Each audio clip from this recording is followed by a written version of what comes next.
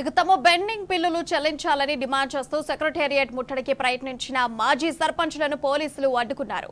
రవీంద్ర భారతి నుంచి సచివాలయం వైపు ర్యాలీగా వెళ్తున్న వారిని అడ్డుకొని అరెస్టు చేశారు. పెండింగ్ బిల్లులు విడుదల చేసిన తర్వాతే గ్రామ పంచాయతీ ఎన్నికలు నిర్వహించాలని మాజీ సర్పంచ్లు డిమాండ్ చేస్తున్నారు. గతంలో ప్రతిపక్షంలో ఉన్న కాంగ్రెస్ పార్టీ అధికారంలోకి రాగానే పెండింగ్ బిల్లులు విడుదల చేస్తామని చెప్పిందని, ఇప్పుడు అధికారంలోకి వచ్చి 8 నెలలు గడుస్తున్నా పట్టించుకోవడం లేదని మండిపడుతున్నారు. వంటీలకు అప్పులు తెచ్చి గ్రామాలను అభివృద్ధి చేశామని, దాంతో అప్పులు బాధలు తట్టుకోలేక కొంతమంది సర్పంచులు ఆత్మహత్యలు కూడా చేసుకున్నారని వాపోతున్నారు. ఈరోజు తెలంగాణ వ్యాప్తంగా ఉన్నటువంటి 12,769 గ్రామ పంచాయతీలలో మరి అనేక అభివృద్ధి పనులు చేసి అప్పులు చేసి గ్రామ పంచాయతీలలో పనులు చేసి మరి దాదాపు 6 నెలలు గడుస్తున్నది. మరి ప్రస్తుత ప్రభుత్వం మా బిల్లులు ఇయ్యక మమ్మలను చాలా ఇబ్బందులకు గురి చేస్తా ఉన్నది. ఈ సందర్భంగా మరి కలెక్టర్ స్థాయి నుంచి ఎమ్మెల్యేలు, మంత్రులు, అదేవిధంగా ముఖ్యమంత్రి గారికి, గవర్నర్ గారికి కూడా కలిసి వినతి పత్రాలు అందజేయడం జరిగింది.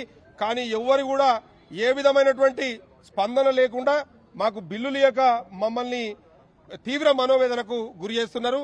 మేము సొంతంగా అప్పులు చేసి మిత్తిలు కట్టలేక అప్పుల పాలై రోడ్ల మీద పడుతున్నటువంటి మా సర్పంచుల కుటుంబాలను ఈ ప్రభుత్వం వెంటనే ఆదుకోవాలి. మరి చాలా మంది కూడా చనిపోయిన ఆత్మహత్యలు చేసుకున్నటువంటి సర్పంచ్ కుటుంబాలను కూడా ఈ ప్రభుత్వం ఆదుకోవాలి. మా బిల్లులను వెంటనే చెల్లించాలి.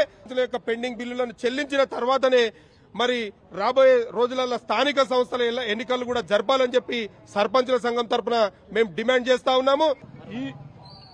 ఈ రోజు తెలంగాణ వ్యాప్తంగా ఉన్న సర్పంచుల బిల్లులు ఏవైతే 1,200 కోట్లున్నాయో వాటిని వెంటనే చెల్లించాలి అని ప్రభుత్వాన్ని డిమాండ్ చేస్తున్నాం. మరి ఈ రోజు ఈ ప్రభుత్వం వచ్చి 8 నెలలు అవుతుంది, కానీ సర్పంచుల పైన కనీస కనికరం చూపిస్తలేదు. మరి ఇదే ముఖ్యమంత్రి రేవంత్ రెడ్డి గారు ఎన్నికల కంటే ముందు ఏం మాట్లాడారు ఒక్కసారి చూడండి. పోరాడి తెచ్చుకున్నాం తెలంగాణ, ఈ నిధులు తెచ్చుకోవడం పెద్ద లెక్కనా? ఎక్కడికక్కడ సర్పంచులకు నేను విజ్ఞప్తి చేస్తున్నా, పాలక వర్గమా ప్రతిపక్షమా నేనున్న బిల్లులు ఇస్తా అని చెప్పని ముఖ్యమంత్రి గారు చెప్పారు.